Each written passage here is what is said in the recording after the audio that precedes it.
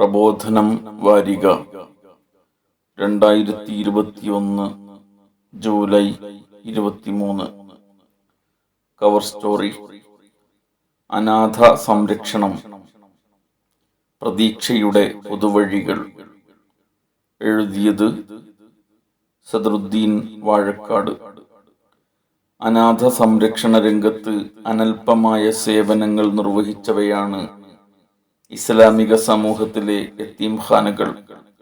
പിതാവ് നഷ്ടപ്പെട്ടതോടെ വഴിയാധാരമാകുമായിരുന്ന ആയിരക്കണക്കായ കുരുന്നുകൾക്കാണ് അനാഥശാലകൾ അത്താണിയായത്. ഭർത്താവിന്റെ മരണമോ വിവാഹമോചനമോ വൈധവ്യത്തിലേക്ക് തള്ളിവിട്ട സ്ത്രീകൾ, ബാധ്യതകൾ ഏറ്റെടുക്കാത്ത പുനർവിവാഹങ്ങൾ തുടങ്ങിയവയെല്ലാം നിരവധി കുടുംബങ്ങളിൽ തോരാത്ത കണ്ണീർ മഴകളും നോവിന്റെ നെരിപ്പോടുകളും സൃഷ്ടിച്ചിട്ടുണ്ട്. വിവാഹമോചനവും വൈധവ്യവും അനാഥത്വവും അനുഭവിച്ച് മാത്രം അറിയേണ്ട ദുരന്തങ്ങളാണ്. ഭർത്താവ് മരണപ്പെടുന്നതോടെ കുട്ടികളുമായി ഒറ്റപ്പെട്ടു പോകുന്ന സ്ത്രീജന്മങ്ങളുടെ ദുരിതങ്ങൾ എത്ര പേർക്കറിയാം? ഇത്തരം കുടുംബങ്ങളിലെ തീയണച്ചത് ഒരു വശത്ത് ഓർഫനേജുകളാണ്. കേരളത്തിന്റെ മാത്രം ചരിത്രമെടുത്താൽ സാമൂഹിക സേവനത്തിന്റെ മഹത് മാതൃകകൾ സമർപ്പിച്ച നിരവധി അനാഥശാലകളെ പേരെടുത്ത് പറയാനാകും. വെള്ളിമാടുകുന്ന് JDT, തിരൂരങ്ങാടി, മുട്ടിൽ, മുക്കം, തലശ്ശേരി, കൊടിയത്തൂർ, പാലക്കാട് ഓർഫനേജുകൾ തുടങ്ങിയവ ഈ ഗണത്തിൽ ചിലത് മാത്രം. കേരളത്തിൽ അനാഥശാലകൾ ആരംഭിച്ചതിന്റെ ചരിത്രം തന്നെ ഒരു പോരാട്ടത്തിൻ്റെതാണ്. മലബാർ സമരത്തെ തുടർന്ന് കൊല ചെയ്യപ്പെട്ട മാപ്പിള പോരാളികൾ നിരവധി. നാടുകടത്തപ്പെട്ടവരും ജയിലിൽ അടക്കപ്പെട്ടവരും അതിലേറെ. ബ്രിട്ടീഷ് പട്ടാളത്തിന്റെയും ജന്മിത്തമ്പുരാക്കന്മാരുടെയും വിളയാട്ടം വേറെ. കൊടിയ ദാരിദ്ര്യത്തിലേക്ക് എടുത്തെറിയപ്പെട്ട കുടുംബങ്ങൾ. പിതാവും ഭർത്താവും സഹോദരനുമില്ലാതെ വഴിയാധാരമായി പോയ സ്ത്രീജനങ്ങളുടെ കണ്ണീരിൽ കിളിർത്തതാണ് വെള്ളിമാടുകുന്ന് JDTയും തിരൂരങ്ങാടി ഓർഫനേജും. അനിവാര്യമായ അനാഥശാലകൾ വേറെയും മലയാള മണ്ണിൽ പിന്നീട് ഉയർന്നു വന്നു. ആ അനാഥാലയങ്ങൾ ഒരു കാലത്ത് തലമുറകളുടെ ആശാകേന്ദ്രവും സാമൂഹിക സുരക്ഷിതത്വത്തിന്റെ അടയാളക്കുറികളുമായിരുന്നു. പഴയതുപോലെ വിപുലമായ രീതിയിൽ യതീംഖാനകൾ ഇപ്പോൾ നടത്തേണ്ടതുണ്ടോ എന്ന ചോദ്യം അടുത്ത കാലത്ത് ഉയർന്നു വരികയുണ്ടായി. ഇന്ന് കുടുംബാന്തരീക്ഷത്തിലും സാമൂഹികാവസ്ഥയിലും വലിയ മാറ്റങ്ങൾ ഉണ്ടായിരിക്കുന്നു. യതീംഖാനകളിലേക്ക് കുട്ടികളെ അയക്കാനും കുട്ടികൾക്കാണെങ്കിൽ പോകാനും താല്പര്യം കുറഞ്ഞു. പല യതീംഖാനകളിലും യതീമുകൾ എത്രയുണ്ട് എന്ന ചോദ്യത്തിന്റെ ഉത്തരം കുട്ടികളെ കിട്ടാത്ത യതീംഖാനകൾ പറഞ്ഞു തരുന്നുണ്ട്. ഗവൺമെന്റ് കൊണ്ടുവരുന്ന നിയമപരിഷ്കരണങ്ങൾ യതീംഖാനകളുടെ നടത്തിപ്പിനെ ഏറെ പ്രതികൂലമായി ബാധിക്കുന്ന സാഹചര്യവും നമ്മുടെ മുമ്പിലുണ്ട്. ഇതൊന്നും പക്ഷേ അനാഥാലയങ്ങളുടെ അസ്തിത്വത്തെ നിരാകരിക്കുന്നില്ല. ഉമ്മയും ഉപ്പയും നഷ്ടപ്പെടുന്ന കുട്ടികൾ, വീടുകളിൽ പഠന ജീവിത സാഹചര്യം ഏറെ ശോചനീയമായവർ, പിതാവിന്റെയും മറ്റും അഭാവത്തിൽ ഇന്നത്തെ സാമൂഹിക അന്തരീക്ഷത്തിൽ കുട്ടികളെ നിയന്ത്രിക്കാൻ പ്രയാസപ്പെടുന്ന ഉമ്മമാർ തുടങ്ങിയവർക്കെല്ലാം വേണ്ടി അനാഥശാലകൾ ആവശ്യമായ അളവിൽ തുടരേണ്ടി വരും. അപ്പോഴും ആത്മാഭിമാനമുള്ള ഒരു തലമുറയെ വാർത്തെടുക്കും വിധം മെച്ചപ്പെട്ടതാകണം അവയുടെ സംവിധാനങ്ങൾ. ഈ രീതിയിൽ മാതൃകയാക്കാവുന്ന ചില സംരംഭങ്ങളെ കുറിച്ചാണ് ഇനി സൂചിപ്പിക്കുന്നത്. ആക്കോട് ഇസ്ലാമിക് സെന്റർ 2002 വാഴക്കാട് പഞ്ചായത്തിലെ വിരിപ്പാടം ഗ്രാമത്തിൽ ആക്കോട് ഇസ്ലാമിക് സെന്റർ പ്രവർത്തനം ആരംഭിച്ചത്. അനാഥ സംരക്ഷണ രംഗത്തേക്ക് സ്ഥാപനം കടക്കുന്നത് 2010 യതീംഖാന സ്ഥാപിക്കാതെ അനാഥരായി തീർന്ന കുട്ടികളെ മാതാവിനും കുടുംബാംഗങ്ങൾക്കുമൊപ്പം അവരുടെ വീടുകളിൽ തന്നെ സംരക്ഷിക്കാനായിരുന്നു ഇസ്ലാമിക് സെന്റർ ഭാരവാഹികളുടെ തീരുമാനം. വാഴക്കാട് പഞ്ചായത്തിലെ 8 മഹല്ലുകളിലുള്ള 21 കുടുംബങ്ങളിൽ നിന്നായി 33 കുട്ടികളെയാണ് ആദ്യഘട്ടത്തിൽ പദ്ധതിയിൽ ഉൾപ്പെടുത്തിയത്. 2016 സമീപ പഞ്ചായത്തുകളിലേക്കും 2021 മലപ്പുറം, കോഴിക്കോട് ജില്ലകളിലേക്കും സേവന പരിധി വിപുലീകരിച്ചു. ഇപ്പോൾ 96 കുടുംബങ്ങളിൽ നിന്നായി 179 കുട്ടികളെ സ്ഥാപനം സംരക്ഷിക്കുന്നുണ്ട്. ഏറെ സവിശേഷതകളുണ്ട് ആക്കോട് ഇസ്ലാമിക് സെന്ററിന്റെ അനാഥ സംരക്ഷണ പദ്ധതിക്ക്.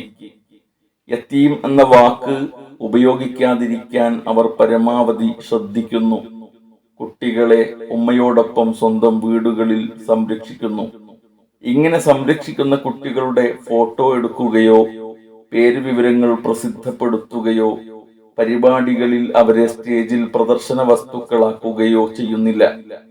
കുട്ടികളുടെ വിഹിതമായ അഭിലാഷങ്ങൾ സാധ്യമാകുന്നിടത്തോളം പൂർത്തീകരിച്ചു കൊടുക്കാനും ശ്രമിക്കുന്നു. യതീംഖാന എന്ന വാക്ക് സ്ഥാപനത്തിൽ എവിടെയും രേഖപ്പെടുത്തിയിട്ടില്ല. കുട്ടികളുമായി ഇടപെടുമ്പോഴും യതീം, അനാഥ തുടങ്ങിയ വിശേഷണങ്ങൾ ഉപയോഗിക്കുന്നില്ല. കുട്ടികളുടെ മനസ്സിൽ ആ പദപ്രയോഗം കറയോ മുറിവോ ഉണ്ടാക്കാനുള്ള സാധ്യതകൾ ഒഴിവാക്കുകയാണ്. പ്രത്യേക കോഡ് നമ്പറുകൾ ഉണ്ടാകും കുട്ടികൾക്ക്. ആ നമ്പറുകളിലാണ് അവർ സ്ഥാപന രേഖകളിൽ കാണുക. പതിവ് പോലെ ഒരു ദിവസം ഇസ്ലാമിക് സെന്ററിന്റെ പ്രവർത്തകർ കുട്ടികളുടെ വീടുകൾ സന്ദർശിക്കാൻ ഒരുങ്ങുമ്പോൾ എന്താണ് വേണ്ടത് എന്ന് ഒരു കുട്ടിയോട് ചോദിച്ചു. എനിക്കൊരു സൈക്കിൾ വേണം. ഇതായിരുന്നു അവന്റെ ആവശ്യം. ഇത്തരം ആഗ്രഹങ്ങൾ സാധിച്ചു കൊടുക്കാൻ ഉപ്പയില്ലാത്ത ആ കുരുന്ന് തന്റെ മോഹം മറ്റാരോട് പറയാൻ? അയൽപക്കത്തെ സ്കൂളിലെ തന്റെ കൂട്ടുകാർ സൈക്കിളിൽ കറങ്ങുന്നത് ആ കുട്ടി വേദനയോടെ കണ്ടു നിന്നിട്ടുണ്ടാകണം. പിതാവിനെ നഷ്ടപ്പെടുന്ന മക്കളിൽ പലരും ഇത്തരം നിരവധി നൊമ്പരങ്ങളിൽ നീറുന്നവരാണ്. അവർക്ക് ഭക്ഷണവും മറ്റു അടിസ്ഥാന കാര്യങ്ങളും നൽകാൻ ആളുകളുണ്ടാകും.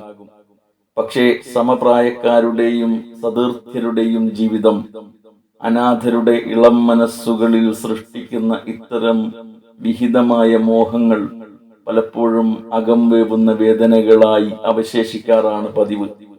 ഇത്തരം 12 കുട്ടികൾക്കാണ് സെന്റർ സൈക്കിൾ വിതരണം ചെയ്തത്. വിതരണം ചെയ്യുമ്പോൾ സദസ്സിലുള്ള എല്ലാവരോടും ഫോണുകളും ക്യാമറകളും ഓഫ് ചെയ്യാൻ കമ്മിറ്റി കർശനമായി നിർദ്ദേശിച്ചിരുന്നു. പിതാവ് മരണപ്പെട്ട കുട്ടികൾ അപേക്ഷ സമർപ്പിക്കുമ്പോൾ 15 വയസ്സിൽ താഴെയായിരിക്കണം, സ്ഥിരവരുമാനമില്ലാത്ത കുടുംബമായിരിക്കണം, സംരക്ഷണ പദ്ധതിയിൽ ഉൾപ്പെടുത്തിയവരുടെ വിദ്യാഭ്യാസം, ചികിത്സ, വിവാഹത്തിന്റെ നിശ്ചിത ചെലവുകൾ തുടങ്ങിയവ സ്ഥാപനം ഏറ്റെടുക്കുന്നു. സെന്ററുമായി കുട്ടികൾക്ക് നേരിട്ടുള്ള ബന്ധം മാസത്തിലൊരിക്കൽ നടക്കുന്ന പരിശീലന പരിപാടിയിൽ മാതാവിനൊപ്പം പങ്കെടുക്കുക എന്നതാണ്. രാവിലെ മുതൽ ഉച്ചവരെയുള്ള ഈ മാസാന്ത ക്ലാസ്സിൽ കുട്ടികൾക്ക് 3 സെഷനും ഉമ്മമാർക്ക് 1 സെഷനുമാണ് ഉണ്ടാവുക. ഈ പരിപാടി ഒരു കാരണവശാലും ലീവ് ആകാൻ പാടില്ല. മാസാന്തം കുട്ടിക്കുള്ള ഭക്ഷണ കിറ്റ് പരിപാടി കഴിഞ്ഞു പോകുമ്പോൾ നൽകുകയോ സെന്റർ ഭാരവാഹികൾ വീട്ടിൽ എത്തിച്ചു കൊടുക്കുകയോ ചെയ്യും. കമ്മിറ്റിയുടെ ഇഷ്ടപ്രകാരം തയ്യാറാക്കുന്ന ഭക്ഷണ കിറ്റായിരിക്കില്ല അത്. പരമാവധി 850 രൂപ വരുന്ന കുട്ടി ആവശ്യപ്പെടുന്ന ഭക്ഷ്യവസ്തുക്കളാണ് പൊതുവിൽ കിറ്റിലുണ്ടാവുക. അരിയും മറ്റും പല വിധത്തിൽ കിട്ടുന്ന വീട്ടിലേക്ക് പിന്നെയും അരിയുടെ കിറ്റ് തന്നെ കൊടുക്കുന്നതിൽ അർത്ഥമില്ലല്ലോ. ഒരു കുട്ടി ഒരിക്കൽ ആവശ്യപ്പെട്ടത് ഹോർലിക്സ് ആണ്. അതും കമ്മിറ്റി വാങ്ങിക്കൊടുത്തു. കിറ്റിന് പുറമെ ഭക്ഷണ ചെലവിന് മാസത്തിൽ 300 രൂപയും നൽകും. സംരക്ഷണ പദ്ധതിയിൽ അംഗമായ ആൺകുട്ടികൾക്ക് തുടർ പഠനം പൂർത്തിയാക്കാൻ സഹായം നൽകുന്നുണ്ട്. പെൺകുട്ടികൾ പഠനം നിർത്തിയാലും വിവാഹം വരെ സഹായം തുടരും. പെൺകുട്ടിയുടെ വീട്ടുകാർ നിശ്ചയിക്കുന്ന വിവാഹത്തിന് വേണ്ട സഹായങ്ങൾ നൽകും. വിവാഹ നിശ്ചയത്തിൽ കമ്മിറ്റി പ്രതിനിധി പങ്കെടുക്കും. നിക്കാഹ് ഇസ്ലാമിക് സെന്ററിലോ സെന്ററിന്റെ ആഭിമുഖ്യത്തിൽ അതത് മഹല്ലിലോ നടത്തും. നിക്കാഹിന്റെ ചെലവ് വരനും സംഘത്തിനുമുള്ള സൽക്കാരം, വധുവിന് 21 പവൻ തുടങ്ങിയവയൊക്കെ സെന്റർ നൽകും. നിക്കാഹിന് ശേഷം വീട്ടിൽ വെച്ച് നടക്കുന്ന വിവാഹ സൽക്കാരങ്ങൾക്ക് 15,000 രൂപയും നൽകുന്നു. ഇതിനകം 12 പെൺകുട്ടികളുടെ വിവാഹം ഈ വിധത്തിൽ നടത്തി കൊടുക്കാൻ കഴിഞ്ഞിട്ടുണ്ട്. ഉദാരമതികളുടെ പിന്തുണ കൊണ്ടാണ് ഈ അനാഥ സംരക്ഷണ പദ്ധതി മുന്നോട്ട് പോകുന്നത്. ഹമീദ് അലി ശിഹാബ് തങ്ങൾ പ്രസിഡന്റും മുസ്തഫ ഹുദവി സെക്രട്ടറിയും അബ്ദുള്ള ഹാജി പാറക്കടവ് ഖജാൻജിയുമായുള്ള കമ്മിറ്റിയാണ് ആക്കോട് ഇസ്ലാമിക് സെന്ററിന് നേതൃത്വം നൽകുന്നത്. ഇസ്ലാഹിയയുടെ ഇഹ്സാൻ വാടാനപ്പള്ളി ഓർഫനേജ്. വിദ്യാഭ്യാസ മേഖലയിലും അനാഥ സംരക്ഷണ രംഗത്തും ദീർഘകാലത്തെ മഹത്തായ പാരമ്പര്യമുണ്ട് ചേന്നമംഗല്ലൂർ ഇസ്ലാഹിയ അസോസിയേഷന് കീഴിൽ പ്രവർത്തിക്കുന്ന കൊടിയത്തൂർ വാദി റഹ്മ ഓർഫനേജ് അനാഥശാലകളുടെ പതിവ് പരിമിതികൾ പലതും മറികടക്കാൻ ശ്രമിച്ചിട്ടുള്ള സ്ഥാപനമാണ്. അനാഥരെ അവരവരുടെ വീടുകളിൽ തന്നെ നിർത്തി സംരക്ഷിക്കുന്ന പദ്ധതി 2015 ഇസ്ലാഹിയ അസോസിയേഷൻ ആരംഭിച്ചത്. ഇസ്ലാഹിയക്ക് കീഴിലുള്ള ഇഹ്സാൻ അഥവാ ഇസ്ലാഹിയ ഹ്യൂമൻ സർവീസസ് അസോസിയേഷൻ എന്ന വേദിയാണ് ഇതിന് മേൽനോട്ടം വഹിക്കുന്നത്. ഏറെ പ്രതീക്ഷകളോടെ തുടക്കം കുറിച്ച ഈ പദ്ധതിയിൽ വീടുകളിൽ സംരക്ഷിക്കുന്ന 2007 അനാഥ കുട്ടികളുണ്ട്. 410 കുട്ടികളെ അവരുടെ വീടുകൾക്കടുത്തുള്ള ഓർഫനേജുകളിൽ താമസിപ്പിച്ച് പഠിപ്പിക്കുന്നു. ഇതിന്റെ ചെലവ് ഇഹ്സാൻ വഹിക്കുന്നു. വീടുകളിൽ താമസിച്ച് പഠിക്കുന്ന അനാഥരുടെ സാമ്പത്തിക ഉത്തരവാദിത്വം നിർവഹിക്കുന്ന ഇഹ്സാൻ കുട്ടികളുടെ പഠന നിലവാരം പരിശോധിക്കുകയും വേണ്ട ഇടപെടലുകൾ നടത്തുകയും ചെയ്യുന്നു. ഓരോ കുട്ടിക്കും പ്രത്യേകം ഫയലുകൾ സൂക്ഷിക്കുന്നുണ്ട്.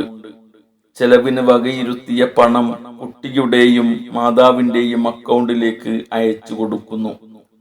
വർഷത്തിൽ 3-4 തവണ രക്ഷിതാക്കളുടെയും 2 തവണ കുട്ടികളുടെയും സംഗമങ്ങൾ സംഘടിപ്പിക്കും. ആവശ്യമായ ക്ലാസുകളും കൗൺസലിംഗും നൽകും. SSLC, +2 പൂർത്തിയാക്കിയ കുട്ടികൾക്ക് ഉപരിപഠന ഗൈഡൻസ് നൽകാനും സംവിധാനമുണ്ട്. ഇസ്ലാമിക ശിക്ഷണത്തിൽ കാര്യമായ ശ്രദ്ധ പുലർത്തുന്നു.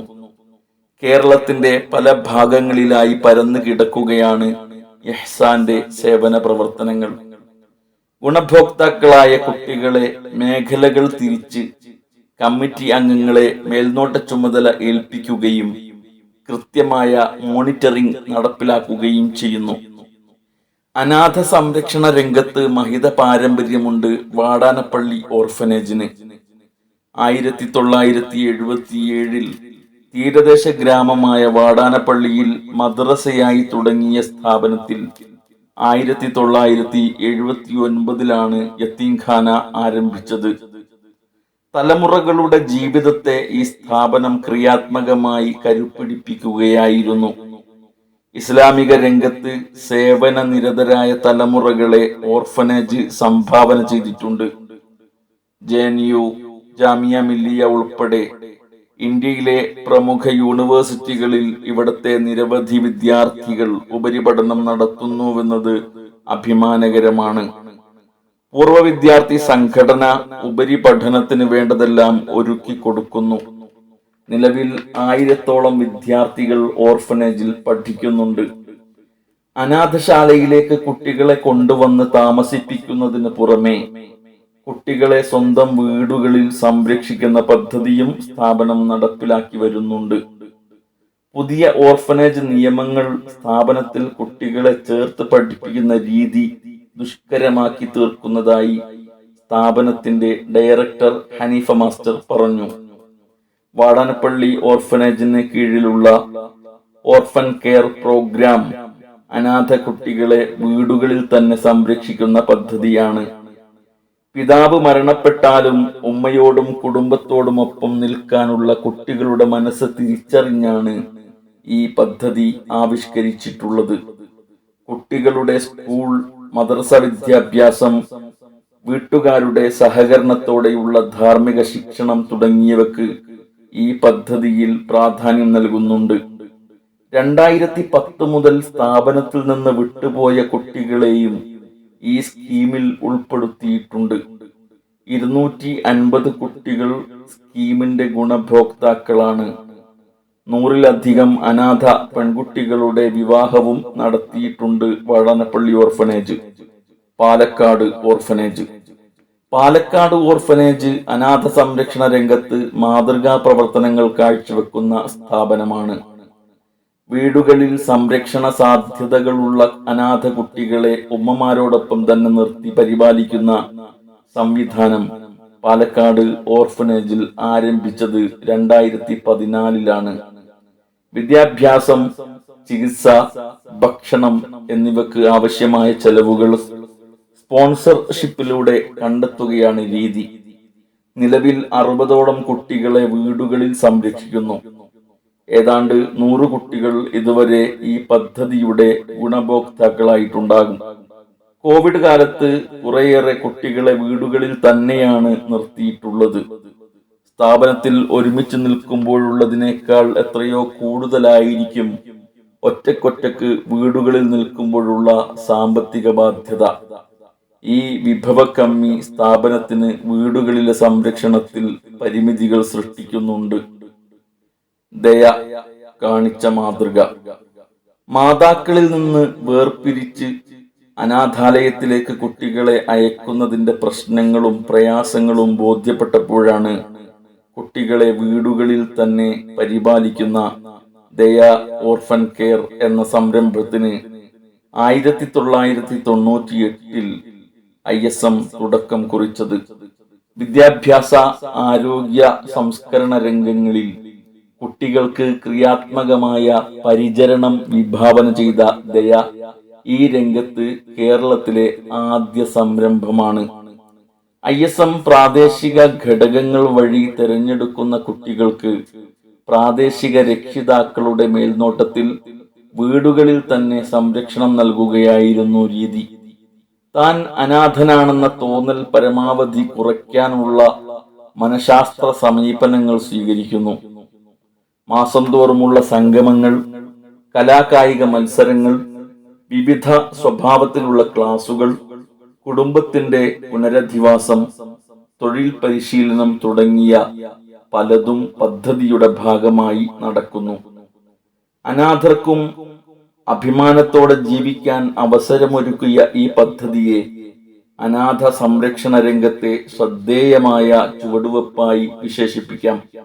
1998 മുതൽ 2015 വരെ ISMന്റെ കീഴിൽ തുടർന്ന ഓർഫൻ കെയർ പദ്ധതി പിന്നീട് സംഘടനയുടെ നേരിട്ടുള്ള നടത്തിപ്പ് ഒഴിവാക്കി പ്രാദേശിക ദാറുൽ മസാക്കീനിലേക്ക് മാറ്റുകയാണുണ്ടായത്.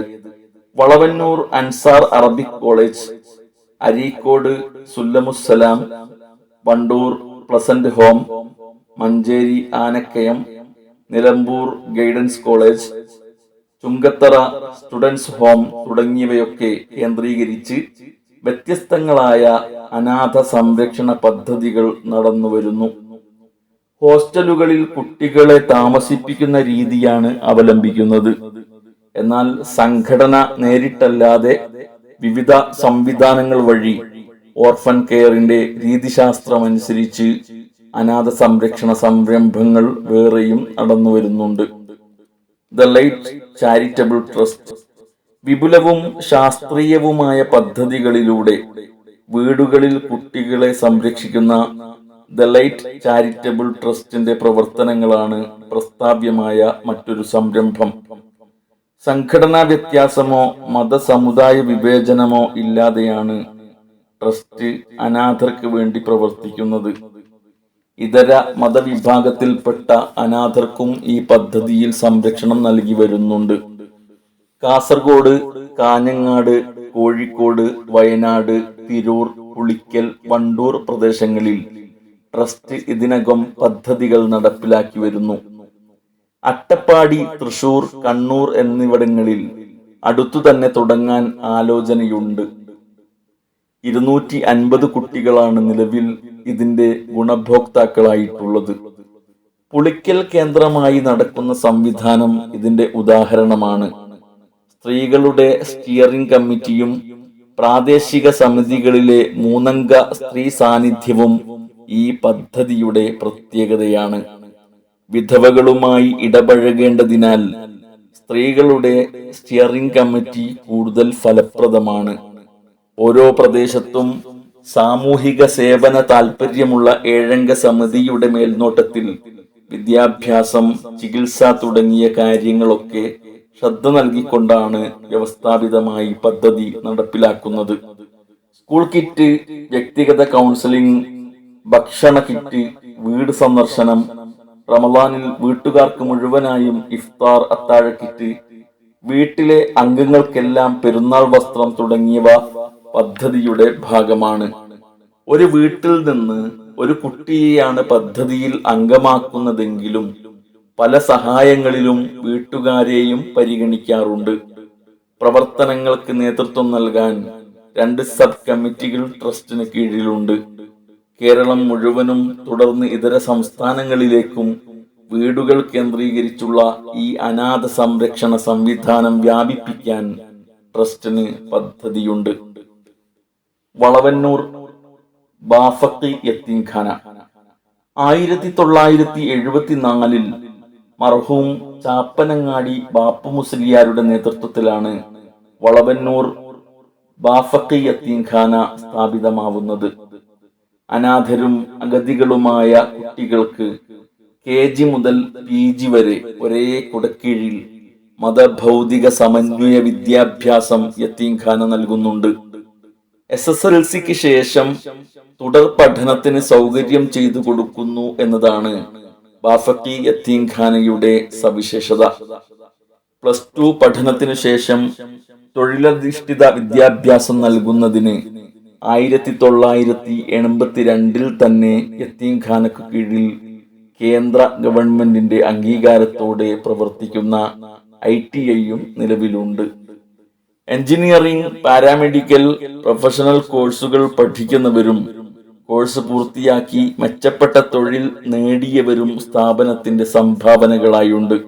വളരെ നേരത്തെ അനാഥരായി തീരുന്ന കുട്ടികളെ യത്തീംഖാനയിൽ താമസിക്കാവുന്ന പ്രായമാകും വരെ വീടുകളിൽ തന്നെ സ്ഥാപനത്തിന്റെ മേൽനോട്ടത്തിൽ പരിപാലിക്കുന്ന ഹോം കെയർ പദ്ധതി ഈ അടുത്ത കാലത്തായി ബാഫക്കി യത്തീംഖാന ആരംഭിച്ചിട്ടുണ്ട്. ഈ കുട്ടികളുടെ ഭക്ഷണം, ചികിത്സ, വസ്ത്രം, വിദ്യാഭ്യാസം തുടങ്ങിയ ചെലവുകൾ പൂർണ്ണമായും സ്ഥാപനമാണ് വഹിക്കുന്നത്. പഠനകാര്യങ്ങളിൽ നിരന്തര മോണിറ്ററിംഗ് നടത്തുന്നു. ഹോസ്റ്റലിൽ താമസിക്കുമ്പോൾ ലഭിക്കുന്ന ശ്രദ്ധ വീടുകളിലും ലഭിക്കാനായി അധ്യാപകരും മെന്ററും അടങ്ങുന്ന ഒരു ടീം കുട്ടികളുടെ കൂടെയുണ്ടാകും.